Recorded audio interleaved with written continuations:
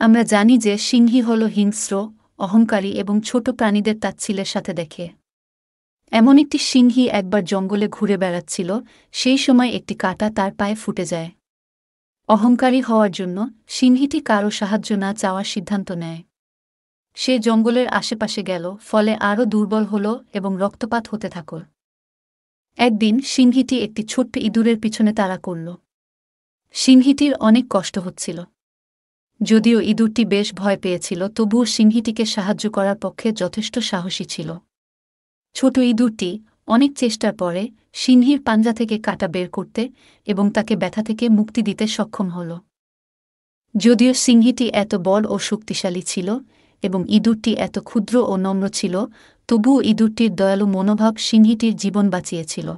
গল্পের শিক্ষা: বিনীত হন এবং কখনো ভুলে যাবেন না যে আকার কখনোই শক্তির বা উপযোগের কোনো গ্যারান্টি নয়।